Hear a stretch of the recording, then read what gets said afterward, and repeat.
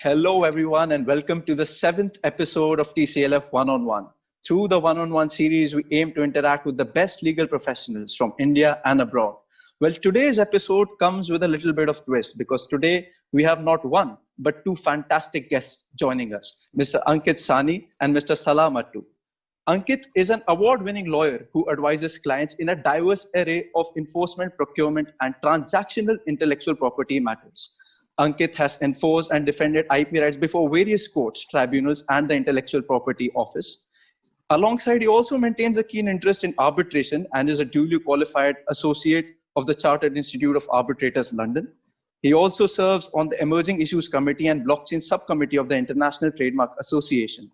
As a matter of pride, I must also inform all my viewers that he is the only Indian lawyer to be nominated as an expert to the European Union Observatory on infringement of IP rights. Ankit, we are honored to have you with us today.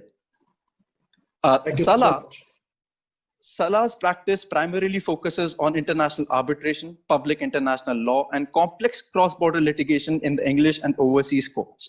He has represented clients in arbitration under all leading institutional rules, including ICC, LCIA, SIAC, ICSID, etc., and in ad hoc arbitrations in all leading international seats. He has particular experience in joint venture, investor state, M&A, private equity, project finance, oil and gas, and mining disputes. He has also advised a respondent state in a contentious case before the International Court of Justice. Salah, we are honored to have you. Thank you so much for joining us. It's my pleasure. Thank you very much for this, and I look forward to our discussion. Right. So jumping on to the first question, we've seen that due to the outbreak of the current pandemic, court proceedings, arbitrations, all of them are moving into the virtual era, right? They have been very swift. Tribunals, take it courts, they've been very swift in adopting that model. So as dispute resolution professionals, how has your work life changed? Salah?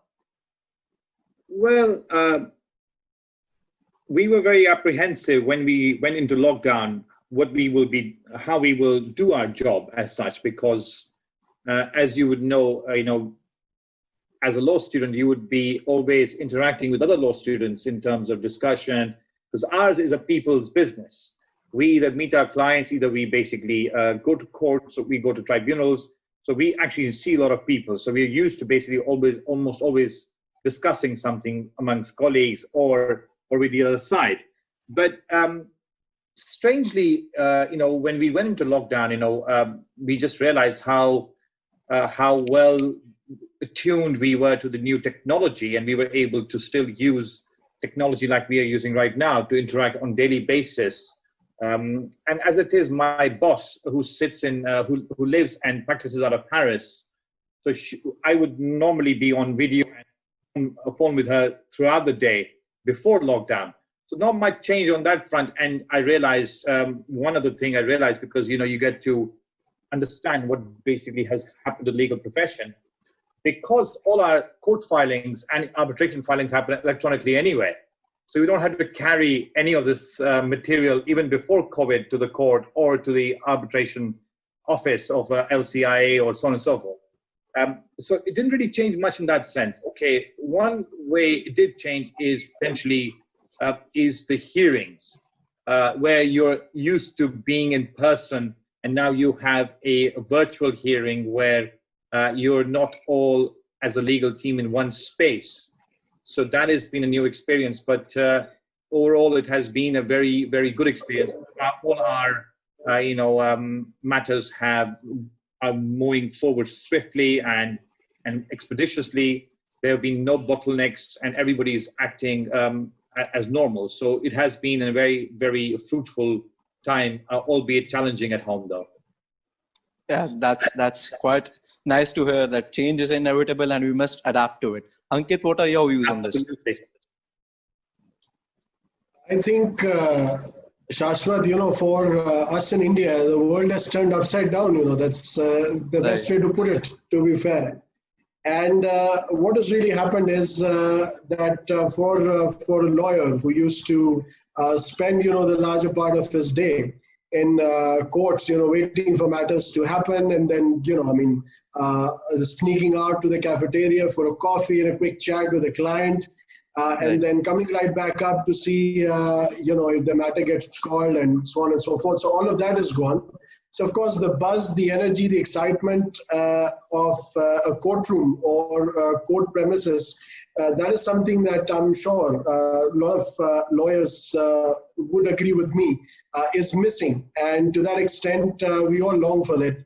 But in terms of efficiency, I think it's definitely been major factor. All of us, of course, initially when the lockdown happened, everybody was apprehensive because unlike the UK, as Salah's just described, India, we had e-filing, but a lot of my colleagues will agree that e-filing was nothing more than basically, submitting the paper book, but also getting it scanned at the court filing counter and then submitting it in the form of a CD or a pen drive. So whatever the idea was behind having such an e-court, and what sense it made, I'm still at a loss to understand. But I think the real change came after lockdown, and the initial few weeks, of course, were difficult for everybody because everybody was going to adjust to the new, lifestyle and restrictions. So, but the courts are very quick to adopt, in some cases, for instance, in the Delhi High Court, third-party applications like Cisco WebEx, which we use in our office for meetings, and it works seamlessly, and it did so for hearings as well. So a couple of weeks into the lockdown, we all started to get the habit of doing hearings from office. And, till a few weeks ago, everything was shut, till about the first week of June, everything was still shut. So we were mostly doing hearings from home or office. But now we've started to have clients attend these hearings as well. So it's really nice because it's efficient. Nobody's wasting time waiting outside courts. Everybody knows when to join. And also, things seem to be moving in a seamless way. Another thing that I noticed, which was a big positive, was, especially in Delhi, in this part of the country, there is a very, there's a very aggressive with arguments. Arguments get very passionate. And what all of us, and technology has taught all of us, is we wait for turns. And whenever we want to speak, we raise hands. And that, from a litigant's perspective, makes a lot of sense. So yes, I think it's but it has changed for the better. Right. There are many benefits, as you rightly pointed out, but I think the one major drawback is the absence of the courtroom drama for dispute resolution lawyers like you both. That must be missing. Yeah. So, and Salah, taking client management also, because often at time, we because as I told you, ours is a people's job. We are basically always meeting people, especially our clients. And there's lots of clients who actually want to see you face to face rather than through phone or through video link. It's not the nature of their experience to meet their lawyers virtually. So that has been a challenge. And Ankit and I are working on a number of arbitrations at the moment. And so we are basically dealing with these challenges, separately. So so there's working side of the world has been okay, but the client side can be challenging because imagine sitting in front of a computer for 4 hours with a client. It's a very different experience rather than meeting them in a conference room and taking a break every 15, 20 minutes for a coffee, Right. I guess you have rightly pointed out that physical meeting is very important for trust building as well. That really is important. Salah, taking cue from your answer, your practice primarily focuses on international arbitration, both commercial and investment. And as I've mentioned that we have seen that arbitration proceedings too are being conducted virtually, like the mainstream proceedings where merits are argued. And we have seen that leading arbitral institutions such as SIAC, ICC, all of them have released guided notes on how to facilitate these proceedings. So as an arbitration practitioner, what are some key differences that you can note between physical arbitration proceedings and virtual arbitration proceedings, if any? First thing I'll tell you is when you go to a tribunal hearing, you're not doing it from your living room, from your home office. It's a neutral place for everyone. for arbitrators, for the respective sides' lawyers, and for the parties who will give evidence. So they go and they come to give evidence, let's say for cross-examination purposes, to a space which is very unknown to them. So it's unnerving. Even if you and I go to court for giving evidence, and you feel you go to the court, that forum itself overwhelms you. No matter how well you're prepared, it is overwhelming experience. Right. But if you're doing that cross-examination from your living room, sitting there with your children in front of you, or what have you, wife looking at you, it's a very different feeling, because nobody's in control in that courtroom but the advocate, who basically has the guy in control in front of him. Right. And the other thing that you do not see in virtual hearings is the body language of the tribunal. So when you're making an argument, are they following it? Are they engaging with you? Sometimes, it's not very easy to sometimes tell if through their body language anything, but at least you get some sense of the flow. And that sometimes that momentum carries you, in advocacy. You feel like they're responding to you, they're agreeing with you, and that basically gives you confidence as an advocate. And also other sides, sometimes body language. You get to feel, when we made an argument, what was their response? Did they basically? Sometimes, you get some feeling of it. Right. And cross-examination through this technological, medium. Sometimes might lose, the passion that sometimes you have, or the flow, because everything slows down.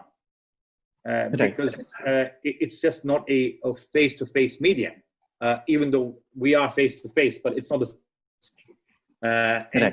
And imagine this, Shashank, that if I am cross-examining someone who does not speak English. So I ask a question, the translator tells the guy what basically I've said, and and he does the same thing and comes to me. Can you imagine how much lag there will be in that? Right. So it's challenging even in the sense when you're in the live court hearing or a tribunal hearing, but in this context, actually much more challenging. And also, imagine we are right now, let's say, imagine we are in a hearing right now. Right. And, we have a lead advocate, and the entire legal team of one side is in 5 different venues. And they're all through different cameras, they're online. And we have a question. We want to basically tell our advocate something. Who is in the flow, he would not be looking at his emails or his phone, you know what I mean? So it's very difficult to get his attention that we actually want to basically make a point, and please add this also, or please don't say this, So these are the kind of things that, when you're in live hearing, you must have seen, I don't know if you've seen in movies also, they do it. They will pass a note through a post-it. Right, exactly, yes. So that's what we do. That's a very important, what basically I've realized is when we're in a live hearing, it's very important for us to be aware of what's happening. So sometimes, if some document is basically mentioned, so the entire team will be looking at the document, because we all have bundles. But this document, what is it? Why is this being basically mentioned? So we'll quickly look at it. And if you want to basically point something out, so we'll basically write something on Post-it and pass on the document. So in this context, an advocate is alone. That's it. Right. He is on his own, or she is on her own. So it's a very, and imagine if it's a very, very big case, large case in terms of the volume of paper. What do you do then? So you have to be really, really well prepared and have extremely good idea of where all the documents are. Sometimes advocates rely on their juniors to make sure that they know where the documents are. So because senior counsel sometimes just stand up and basically give a beautiful speech, and or they basically give some passionate submissions, and then if a question is asked on documents, they look at the juniors and say, "Can you please pass on the bundle?" To call from my personal experience as well, I was witnessing this arbitration proceeding one time, and it was a massive team of 10 to 12 lawyers on one side, and each lawyer had a role to play. In fact, 2 lawyers were specifically, in the team for handling the papers. They knew everything, which document is on what page, and they had marked everything. And it's very difficult to imagine how that would happen virtually. It will be especially difficult for arguing counsels as well. I'll tell you a funny story. When I was in an arbitration hearing in Paris 2 years ago, and it was an investor state arbitration, and the opposing side is a leading US law firm. And I should have said we do all our advocacy ourselves. So we act as counsel and do all the pleadings and so on and so forth. So the other side was represented by this really formidable lawyer, and she is just one of the best lawyers that you will ever actually see on her feet, you know. But she had one peculiarity about her. Every time a tribunal member asked her a question that was difficult, she would start taking off her jewelry. All right. So she would first take out her her jewelry from her hands, and then her basically her tops and so on and so forth. And it became basically every time that happened. First time it happened, I told one of my trainees, I said, every time this happens, just take a note of what issue they're talking about. And it was very helpful because those issues are what basically helped us win a jurisdictional point, you know. So just telling you, it was a funny story, you know. It just happened to be, it was her nervous twitch to just play with her jewelry whenever she felt a bit more pressured. It just helped us in a way to gather information about her weaknesses in a way in her argument. So even though we had some idea of the weaknesses, but it sort of put an exclamation mark on what she was saying. Right. That's quite an interesting story. I'm sure all the viewers must be enjoying this conversation.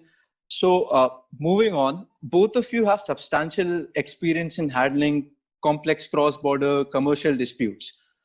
If I have to ask you both, what sort of novel claims can the current situation lead to, if you have to point out two each? Ankit? Salah, I'm going to ask you to take this one first, given your experience. So thank you, Ankit. I think, and we are working on some of these things together, me and Ankit, so I'll raise a few. So, I mean, instead of novel claims as such, you know, because technically we are essentially contract lawyers.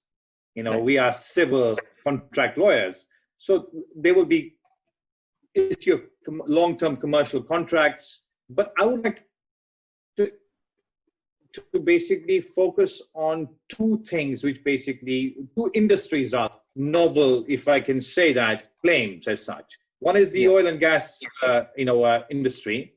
Oil and gas industry because of two reasons. One is the price of oil is at its lowest at the moment. In last 4 or 5 years, because of oversupply of oil and then COVID-19 worldwide, the value of the demand of oil has actually fallen. So you have the reason why this could create claims is for these reasons. Number one, you have various parts of the world where oil exploration happens based on the value of oil, the price of oil being a certain amount.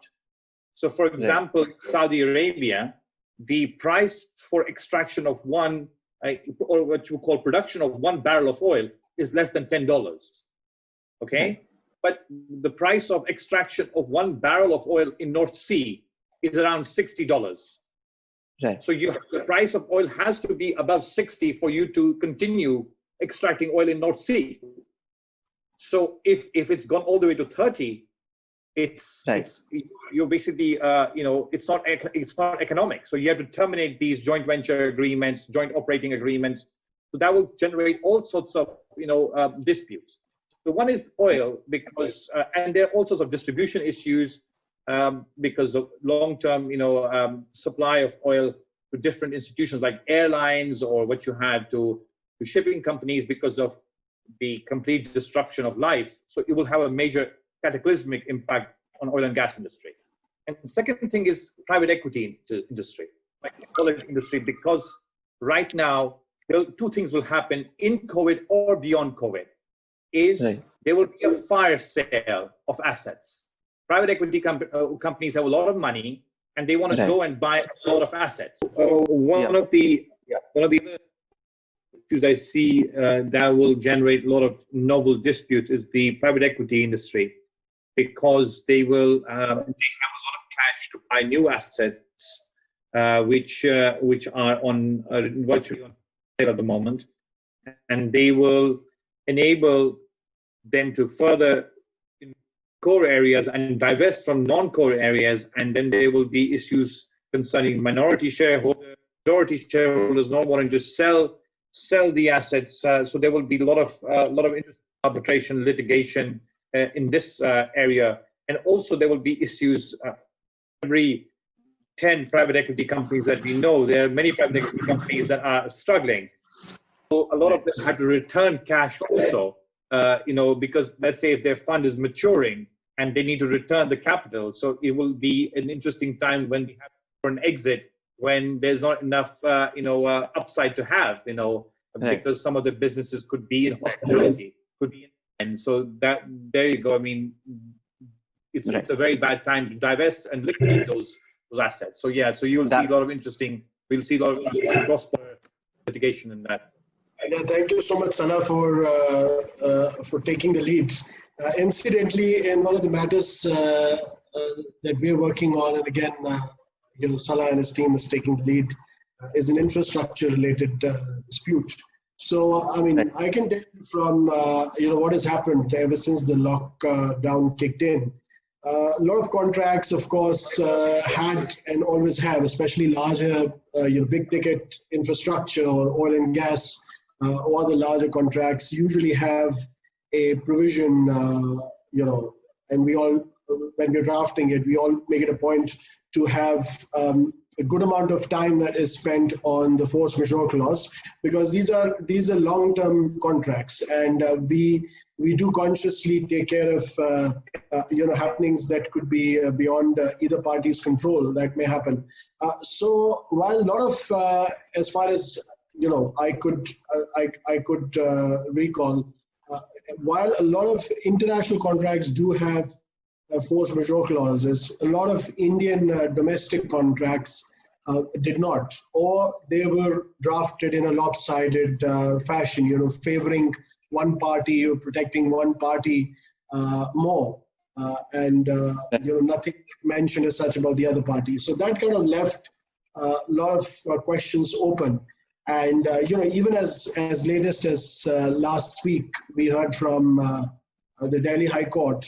They pronounced another important decision regarding force majeure in an infrastructure contract, rather than not, because it was an issue around frustration, because partially the concessionaire had relied on frustration to be there. But there are diverging views coming from courts. Of course, there's no straight rule to it, and we have to leave it to courts, to interpret. So in terms of claims, again, these are the maximum number of claims that all of us are coming across. Even smaller matters like rent, for instance. There are companies that have taken offices on rent. So there could be, contracts worth around 10 crores or 12 crores. Even in those contracts, a lot of places we saw there are no clauses that cover such situations and happenings and don't protect the lessee from such events being, taking place. So everybody is at the moment, looking at how best they could utilize the circumstances to get the maximum out of this. And what I would say is, I would want to step in and make a quick comment. This is where the importance, the significance of alternative dispute resolution steps in. So rather than going to court and with all the infrastructural and other changes that have happened in the Indian judiciary, be it in terms of increasing the number of judges on the bench, or use of technology and upgrading systems and buildings and infrastructure in general, nothing seems to have made a major impact on the life of a litigation. The Arbitration Act got amended. There were provisions that were inserted around what is the maximum time that an arbitration has to be wound up in. But when we ask ourselves practically, does anybody follow these limitations. Rarely ever. And what happens is eventually you go back to court, file an application, get an extension, and so on and so forth. But still, I mean, the point is, and probably Salah would agree with me on this, arbitration or even commercial mediation is a far more efficient way to resolve these disputes. And the times to come will see the emergence of ADR as truly, a field of law which will pick up very quickly, because it will be instrumental in delivering justice to parties. And when we talk about larger commercial transactions, justice is not the right word. It's a solution, because there is a problem that gets created. Nobody's at loggerheads with the other.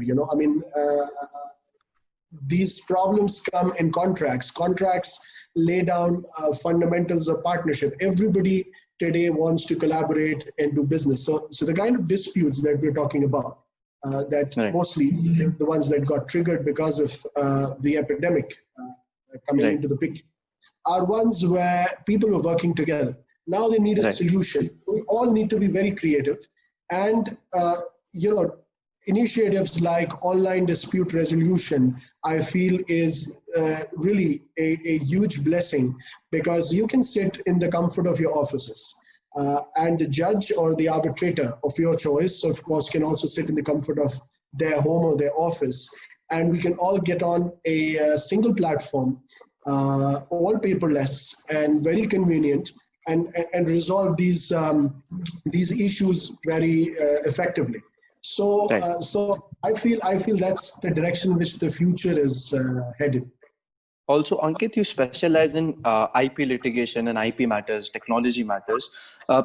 Can we expect an increase in patent litigation in the coming times? So, Shashwat, very interesting question, actually. But the trends that I've been seeing, we all have been seeing, patent infringement is a rather sophisticated kind of activity, when you see it, because it involves some level of expertise, some level of technical input to infringe a person's patent. Given that most part of the world was under lockdown the past 2 months at least, and factories and laboratories and everything by and large was shut, there aren't many instances of patent infringement as many as there are instances of counterfeiting. So, at the moment, the industry is debating about, COVID-related medical equipment, personal protection equipment, and so on and so forth that got counterfeited.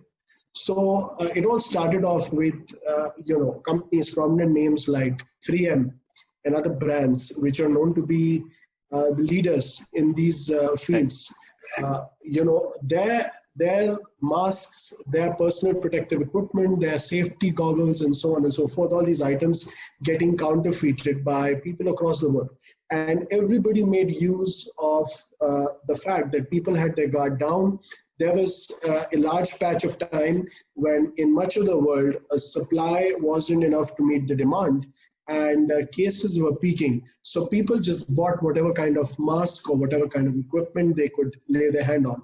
So there has definitely been a major increase in COVID-related counterfeiting, specific to the kind of things that are sold in these times. The other, as everybody started to get used to the lockdown and COVID being around, and with WHO and other bodies basically advising all of us that, look, it's going to be a part of our lives for at least some time to come. So we better get used to wearing masks when we step out, or maintaining social distance, and so on and so forth. So in that context, now after people have settled into the idea of wearing masks every day, now it's become an accessory that people use, and people have started to get into exploring the fashion quotient of it. So the latest sort of instruction that we received was from a large retail brand that complained of their logo, very prominent brand, which I would not like to name on air, their logo and the brand getting counterfeited, basically printed on masks. Whereas they never made masks. They're not in that business, and they don't plan to be. And same with several other prominent luxury brands and other brands as well.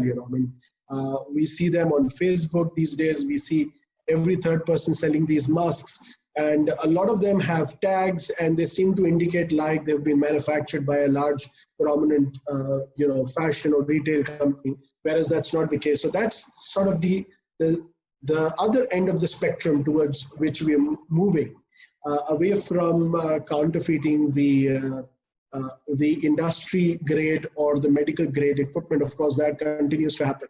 So that is the story about how the world in general is very concerned about increasing number of counterfeiting cases.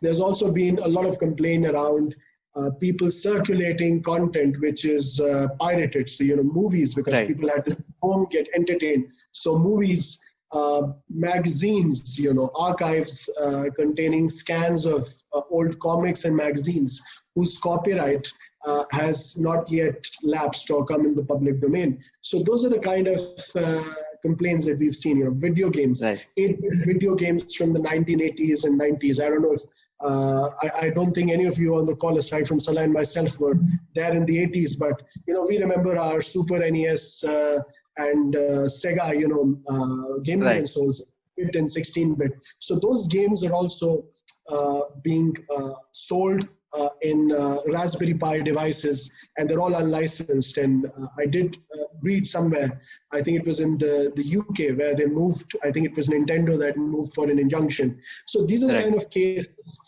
and the way in which the nature of infringement has kind of taken a new twist. Specifically answering the question on patent infringement, I think infringement may not be the right word, but the next big thing in patent infringement, so to say, may come in the context of COVID, when we have the first successful vaccine. Because here's the thing, what is going to happen is it will basically be one company or a consortium of companies, research centers, etc., that may come up with the very first vaccine. Of course, we all pray to God that there will be more vaccines that follow, but there will be a first vaccine. And given the current situation and the mindset and fear that many of us are living in for natural reasons, there will be a dash towards getting hold of the drug, the salt, the composition.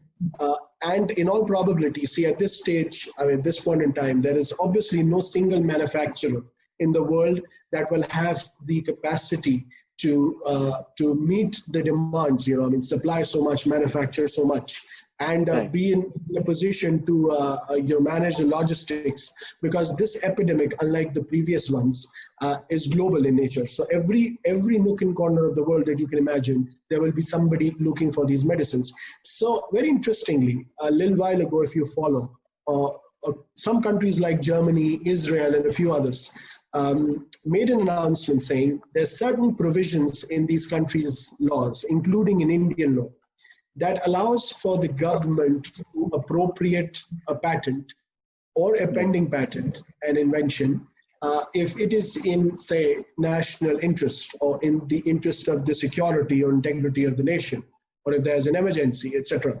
So it allows the country to step in and acquire the rights of a particular patent for some years, months, or whatever terms they decide, given the gravity of the situation, so that demands are met. And of course, all of this is against suitable compensation that the courts, or in the Indian case, the tribunal will determine. So that's one foreseeable sort of outcome that we can expect. The other outcome is private companies, in case governments don't, for various reasons, policy reasons, don't want to step in, they will encourage generic pharmaceutical manufacturers to manufacture patented or whatever, not even patented, basically drugs that have just got discovered, or existing drugs for which patent rights exist with a particular company, but they were tested and found to be, reacting well. We are seeing some of those drugs, like that. There's a study around BCG. There's also the tuberculosis vaccine. There's also some study around polio drops being used. So if an existing, assume a patented drug is found suitable for use for prevention or for treatment of COVID-19, it will be appropriated in several territories where there exists compulsory licensing provisions like India. It will be appropriated by smaller generic pharmaceutical manufacturers who will then eventually apply for a compulsory license or wait to get served or sued and then agree to a compulsory license. But these are the sort of two outcomes that I can imagine in the patent context. Right. So I guess that's how brands work. They adapt to the situation, they create things, and then they file for protection so that, you know, they can have something to generate revenue from. So moving on, this is, I think, one of the most interesting questions that I've asked to any professional. Day in, day out, we see newspaper headlines or articles saying that virtual will be the new normal, even for the legal world. Like, I would like to ask you both, like, is that true? Will virtual be the new normal? Salah, why don't you go? Yeah. Well, okay. I'll make a very general point first, as what I think as a person. I mean, COVID-19 has, in a way, taken away from us something which fundamentally makes us human, i.e., embracing our friends, embracing our family, our loved ones. We are a danger to our grandparents right now if we meet them. So we are staying away from them to protect them in a way. So in a way, virtual world, whilst it does have its benefits, it has its place in our times, if I can put it like that. But it's not the new normal. I mean, obviously, what will happen is a lot of people will be asked to work from home for who knows, for their entire careers, because businesses have learned, maybe, do we really need this much office space? So let's say they will identify a cluster of people who can actually always work from home, because they will see data will tell them these people work really well from home. It makes no difference for them to be in the office. So it could be end of these very, very expensive office space in global business centers or cities like Delhi, Bombay, London, New York, Paris, where people actually just expected to have an office. Right. Maybe you need an office, albeit not as big an office. Secondly, technology also, I mean, I cannot stress this more, because a lot of my clients are in Middle East and in Asia and Asia Pacific. And I have to be very honest, they do expect their lawyers and advisors to have a much more familial, relationship with them, i.e. meeting them.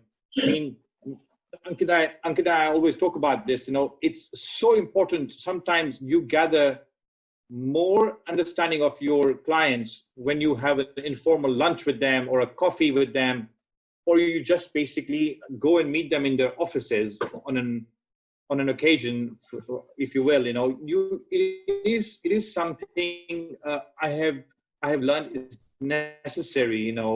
So I think virtual whilst we are in this extraordinary situation, might be our only option, this COVID-19. Right. Ankit, your views? Yeah, no, I would say I agree with Salah. Virtual is definitely here to stay. And, sometimes you need just that one push to break free, and, like the law of inertia, basically. This is the law of inertia in practice. You needed that one push to come and intervene and make a lot of people realize what are they after. I mean, to be honest, and again, with all due respect, there are plenty of talented lawyers and legal professionals. All of us out here, there's plenty of talent in India, and each of us is working hard to ensure our clients get the best of access to legal services, to justice, to everything. But the bottom line is, clients do pay a premium. They do pay a premium when they pay for lawyers who have offices in large cities and big offices, because that cost has to be recovered purely in business terms. It has to be recovered from client fee. And what clients have come to realize is it doesn't matter how big the office is, or if somebody's had to do cost cutting and let go of a bigger office and shift to partial, virtual format. It's the talent, it's the delivery, it's the excellence in service that matters. And that's exactly what, what the world is moving towards, because a lot of consumers of legal services have realized in the lockdown times that we need to make sure the wheel is spinning. Business continuity is important. And it doesn't matter whether I'm speaking this from an ivory tower or sitting on a couch, or I'm doing this from under a tree. As long as my services are excellent and I'm delivering excellence, that's what matters. So for sure, I think there's going to be a switch to the virtual, to technology, and I think it's for good in the longer run. To move on to the last question, I'm going to ask you something that what do you prefer, virtual proceedings or offline proceedings? Just a brief answer. So I would say that if I was to be 100% virtual, I would start questioning why I became a lawyer in the first place, why I do this course or whatever. So I think a good mixture, a fair mixture of both formats would be the ideal sort of thing to go forward. Right. Salah? I couldn't agree with Ankit more. I think all of us become lawyers because we like the energy of being, or the adrenaline rush you get by being in a court hearing or in a tribunal hearing, and delivering on your feet. There's some people have other pursuits which give them that rush of excitement, and probably for lawyers, it's a hearing that we look forward to and we always work towards. But I must say this, that what this period has also taught us is, I don't think there needs to be a physical hearing for every application. So in the interest of efficiency, maybe we could come to a middle ground and say certain kind of applications should only have a virtual hearing, which you can do from your office seat. You don't really have to, fly or go somewhere physically for a hearing. So that's something for me, for us to learn, and for the system to, I think, to recalibrate in a way to ensure only essential maybe hearings in a civil context should be maybe if it's a trial, of course, and if it's a major application, then of course, yes. Maybe if it's not a major application, if it's an extension of time application for submitting pleadings, or extension of time for submitting an expert report, I don't think we need really a hearing for that. That could be done either on papers or maybe through a 20-minute or 30-minute virtual Zoom hearing. That would be my view on it. Well, I couldn't agree more as well. To just finish this off, thank you so much, both of you, for joining us today. This has been exceptional. It was a perfect, beautiful mix of substance and personal experiences of a lawyer. We have focused on some very, very interesting topics, moving from virtual proceedings to a professional's life change and everything. So I couldn't thank you both more. And any concluding remarks from your side, any advice, I would love to hear that. Okay, should I go first, or would you? Yeah, please. So I would like to basically plug in something. So Ankit and I work a lot on international arbitration matters. And one thing, what I've learned from working with Ankit is there is an abundance of talent in India. Right. I would see your generation of lawyers really, doing things which will be basically transform Indian legal services, in the sense that you will see more and more Indian lawyers internationally handling international cases based out of India, not based out of London or New York or Paris, because the education system is producing very, very good quality lawyers. And once once because of technology and because of exposure, they are able to capture low-hanging fruit of Asia because they are more competitive on fees, more competitive on providing the services which are top class and can rival London, New York, and Paris, and have the institutional framework in India. More and more law firms, people like you, when they start their own law firms eventually with their friends and create interesting institutions, there will be a plethora of work out of here. So I look forward to that, and I think it's something very exciting to look forward to. Right. Thank you, Salah. The last thing I want to say is do arbitration, because it will take you around the world. Right. Ankit? Yeah, no, so no, definitely I agree with Salah, and just to add to what he's saying, I think the recent reforms in Indian arbitration law and overall other ease of doing business improvements that this government has brought into place, they have really worked towards making India eventually an arbitration-friendly destination. And of course, what matters is access to infrastructure and technology. I'm speaking from an arbitration perspective. There's plenty of that. And the other thing that matters is access to talent, both on the counsel side and on the arbitrator side. And again, there's obviously no dearth of talent here. So I think it makes for a very good, composite sort of, mixture of all factors taken in, and is definitely, I would say, the future for arbitration or disputes in India is bright. Thank you so much, both.